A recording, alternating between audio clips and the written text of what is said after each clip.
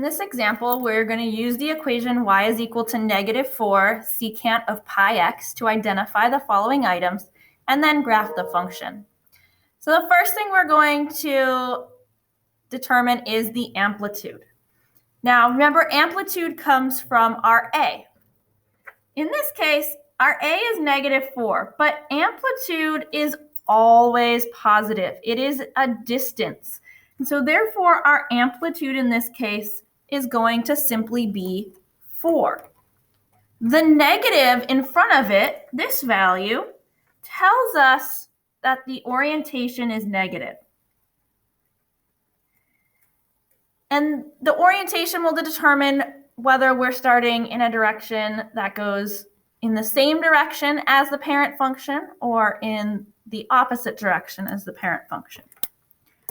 Our period comes from our omega value, or pi.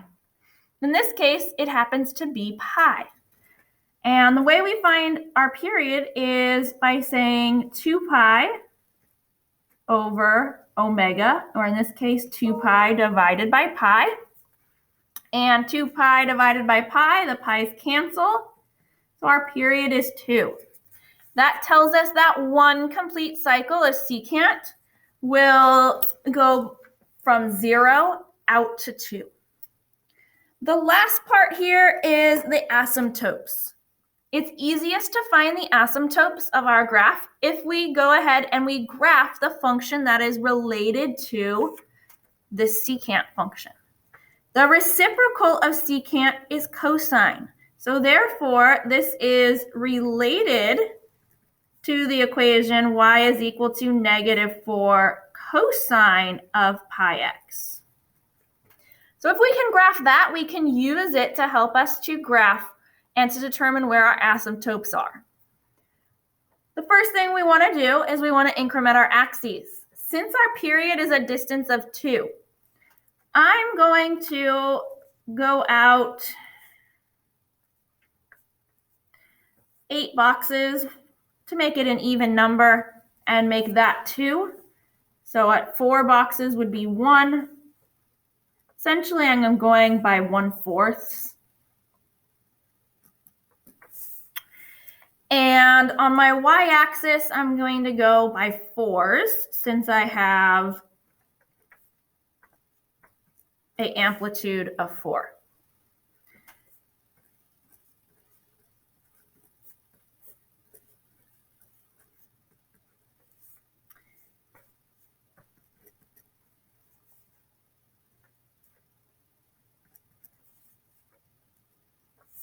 Okay. And now we want to graph the function that is related to this. We're going to graph this cosine function. One complete cycle of cosine will go from 0 to 2. If we think about the parent function for cosine, the parent function for cosine looks like this. That would be one cycle of the parent function for cosine. So we're going to start not up at the top of our wave, but down at the bottom because this one has a negative orientation. We're going to have a point here at 0, -4.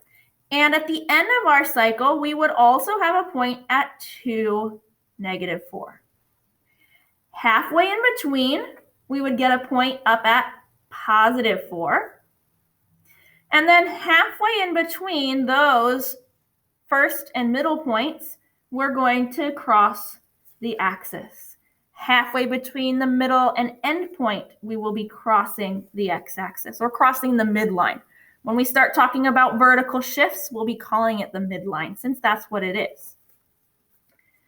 Now here we have the related function. That is our cosine function. It's one cycle of it. We could continue and follow that same pattern and create more cycles if we wanted to. The nice thing about trig graphs is they keep repeating over and over and over again. Now, anywhere you have a 0 is going to be an asymptote since secant is the reciprocal of cosine, and 1 divided by 0 is just going to be undefined. Therefore, we're going to have asymptotes at 1/2. We'll have asymptote at 3/2. We'll have an asymptote at 5/2, at 7/2, etc. And we'll also have it at -1/2 and into the negative values. There are an infinite number of asymptotes, but those are the main ones in the little part of the graph that we are showing. And so now we can go ahead and we can start by graphing in our secant function using or utilizing this cosine graph that we've graphed to help us to graph that that secant graph. I'm not going to be too picky on what the parabolas fully look like. If this point is in the correct place, if your asymptotes are in the correct place. And remember that the larger the amplitude, the more stretched it will be. So essentially, it'll be a little bit skinnier of a parabola shape, whereas if it was a fraction, it would be a little bit of a wider shape. And there we have our secant graph.